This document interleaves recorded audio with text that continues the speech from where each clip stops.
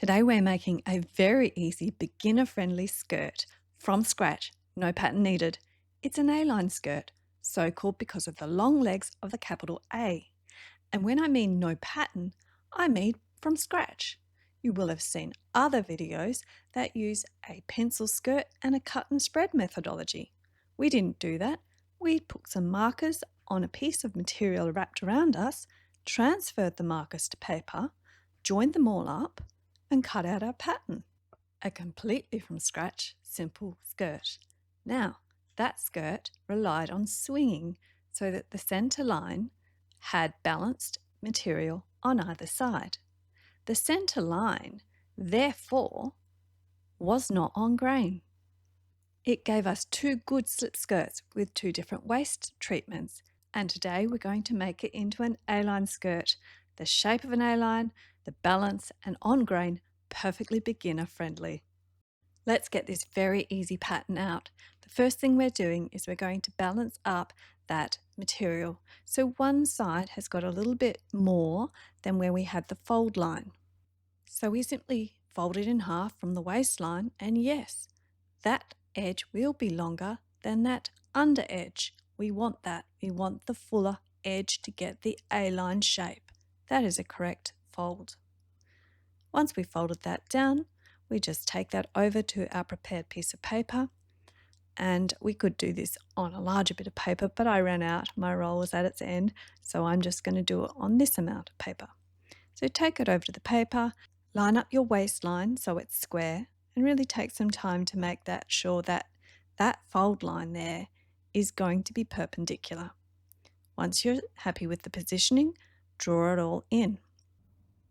This is now going to be your centre front and your centre back fold. So I'm putting that on my notation on the centre front fold. And I'm also going to take some time to just draw what this pattern is doing, so I've got it clear in my mind. We are having two seam lines. So we've got a centre front fold, a centre back fold, and we cut twice. Two seam lines. All right, I'm just making sure that the waist line is square, and then I'm going to draw down that long A-line shape. And we are almost done. The next bit is just getting the hemline or the length correct. Now I didn't have enough paper, so that's why I'm just cutting out a chunk and sticking it on so that I've got the length that I think I'm going to need. So excuse me while I sticky tape things on. You probably have a much longer piece of paper. Mine's a bit annoying because it's also rolling, being at the end of my roll. All right, fold that back down, and we're ready to finish off the hemline. So this is just about how long you want your skirt, sketching it in, making sure that it's nice and straight. Some people do a curve at that outer edge of the A-line. I'm not going to do it. I'm going to keep it straight, and I am going to talk about it at the end of the video. So I'm just finishing up, sharpening up all of those lines now that I'm happy that everything is square and I've got it as well as I can. Square, finished, correct length, complete. When we're ready, we can cut it out. Now, as you can see, that piece that I've just removed, which we traced around, that's actually going to visually be half of the centre front or the centre front back, because that fold line is the centre front or centre back. So now that I've cut my new pattern out, let me show you that visually. I've only got half a skirt here, and there you go. There's the full front piece or the full back piece. And that's why my centre front here in my pattern has a fold line. I'm just double checking now that this looks correct and that my hemline is indeed straight. So making those perfecting touches right now. I think I do need to trim the hem, and I am only worrying about that piece on the right because that's my pattern piece. The other one was my slip skirt. So now I label it, it's my A-line skirt, and I'm ready to rock and roll. Time to cut. Now I'm going to be using a very lovely cozy woolen fleece. Remember, I'm in winter over here, but you could use whatever fabric you please, so long as it has some stretch, because this design, we've used stretch fabric to create it. Now, that little arrow there is showing you that I've given an extra inch on the center front fold, and that's because I want it not to hug my hips. I want a little bit more ease. Other than that, all you're seeing here, and this is a bit of a blurry shot, I do apologize, is me cutting it out. And we're done. Okay, taking it to the sewing machine. We just have 2 side seams to sew. So make sure your right sides are together and make your seam. It does help to peg them or pin them in place, because some machines feed through the top layer or the bottom layer a little differently to the other layer, and sometimes I find I get discrepancies.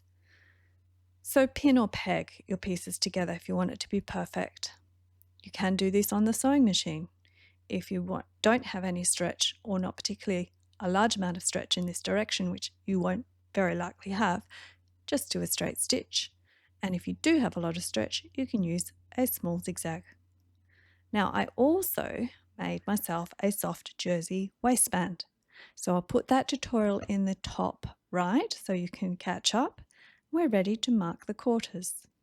We do that on the waistband, and then we do this on the skirt. So my side seams form one side, and then I've got my pins center front and center back.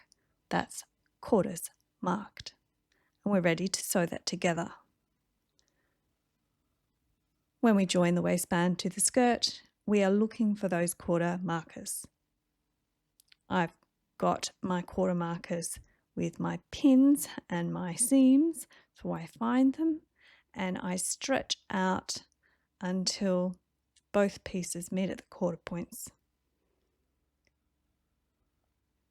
Some waistbands will be a lot smaller than the skirt. It just depends on your body shape. So you might have one layer requiring more stretch. That's okay. That's how this waistband works. It will be perfectly soft and kind on your tummy, and the skirt will just fall. The skirt may have a little bit of gathering in there. It's slight, and when it's on your body, it will just disappear because this is stretch fabric. So just align your quarter markers, stretch out until everything is meeting up, and sew. If you're doing this on the sewing machine, you will need to peg everything in place first because you've got some tension there. My overlocker helps me hold and pull. A sewing machine, not so much. All right, I reached the start point and I'm finished. All I'm doing now is using my seam looper to pull that chain back in so that it is all finished off and tidy. The join is complete. Now, did I make the right hem choice? Well, I really thought I had. I thought this material would look quite great, actually, with a large hem.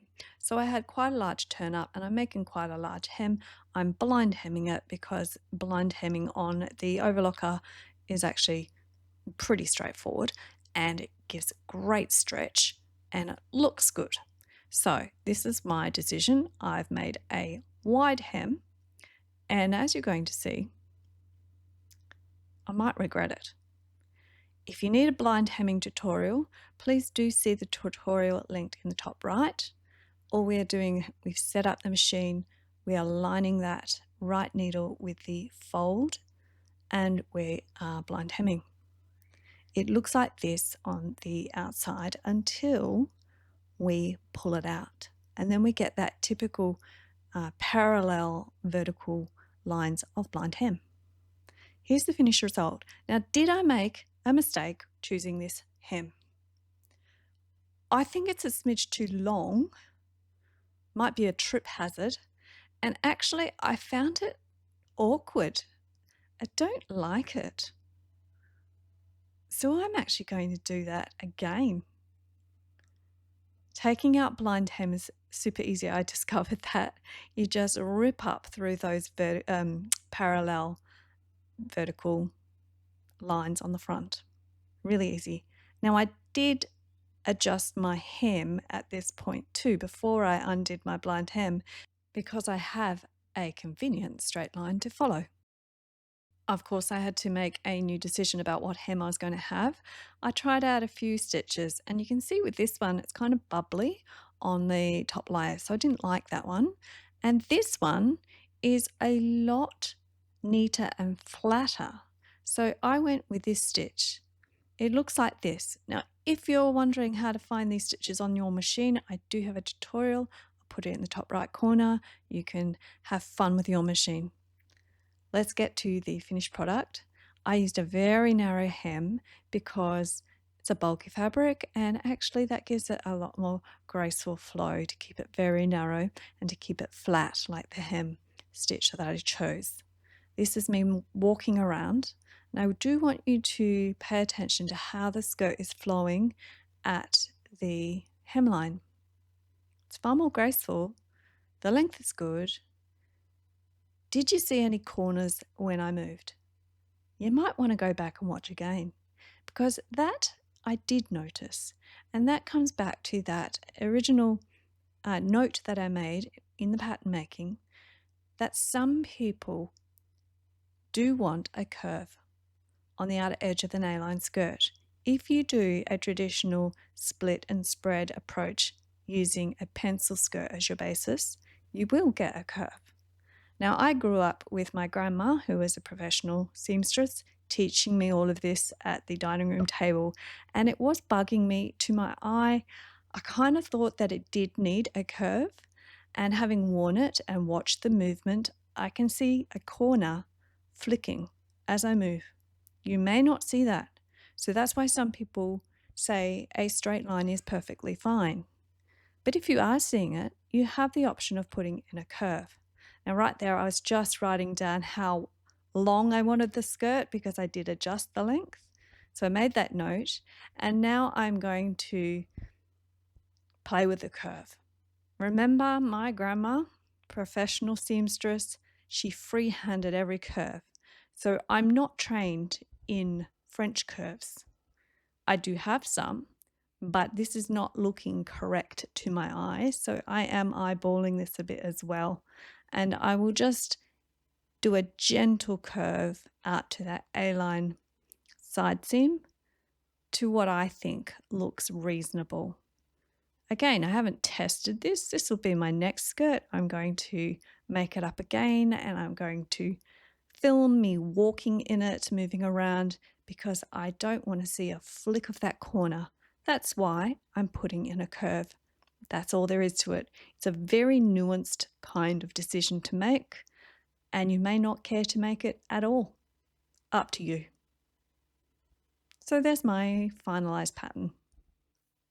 So here we go.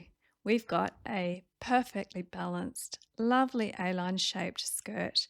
In the material I've chosen, it actually feels like I'm wearing a dressing gown. It's so cozy, and I've been wearing it around all of this week, and it's a pretty good house post office run, walk around the block in my sneakers kind of winter outfit when it's a little milder and not quite so freezing.